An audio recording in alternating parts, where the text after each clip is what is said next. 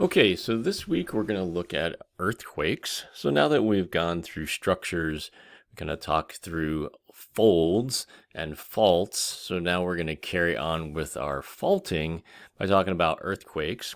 So we can learn a little bit about what is an earthquake, how to locate an earthquake. We'll talk a little bit about magnitudes. How do we measure the amount of energy or damage that's released when an earthquake occurs?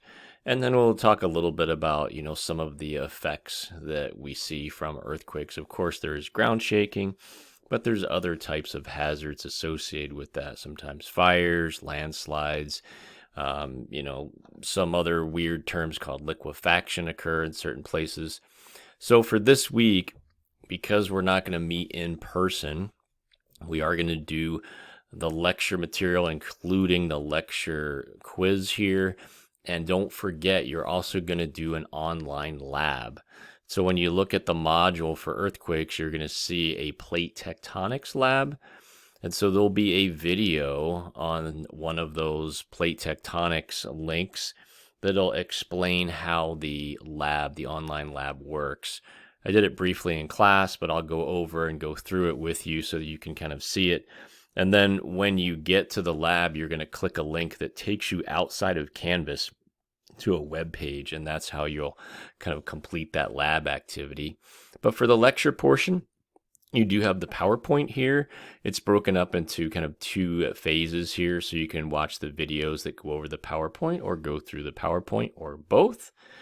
This small little video here is an explanation for why we get different lengths of earthquakes. So certainly when an earthquake occurs, at times the ground can shake for a couple seconds, maybe 5, 10, even 30 seconds. But there are those earthquakes where the ground seems to shake for 3 to 5 minutes. And these really large earthquakes, that has been documented. So how does that happen? Well, hopefully this little video will kind of explain that. And the idea is that, remember, it is a zone a lot of times where the stress is like a plate boundary. It's not like a pinpoint. And so that whole zone is stressed out.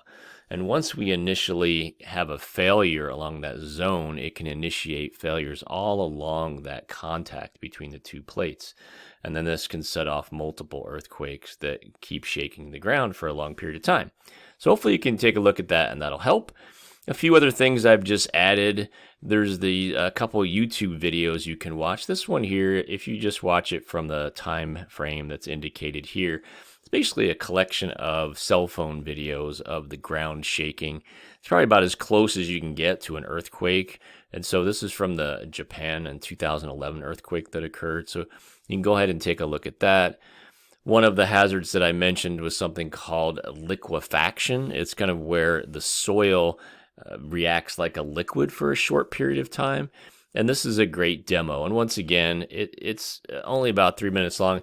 You want to watch just the first half where he's demonstrating how when you have water in the subsurface that's near the surface and you shake it, you can cause the water to move upward and liquefy the soil temporarily. So you can take a look at that one there.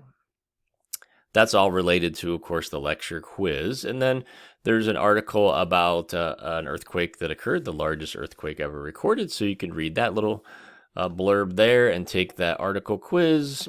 The video here is over the 1964 Great Alaskan Earthquake with an associated quiz. And of course, that one was kind of the first time that we associated plate tectonics with earthquakes. So we knew where earthquakes, they happened in this area, Alaska or California or Japan. So we knew there was earthquakes.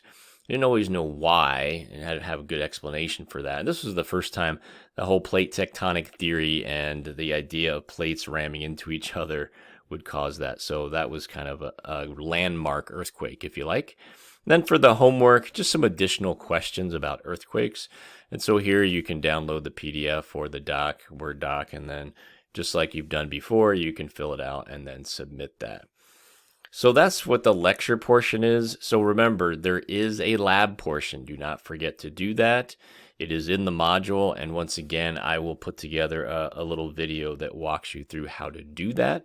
So you can watch that and figure out how to go through the lab. And the lab, of course, is over plate tectonics. We kind of know that stuff already, so it shouldn't be totally new to you, but certainly it is related to our topic of earthquakes. And so if you have questions or comments, feel free to contact me, and we'll help you out with the information.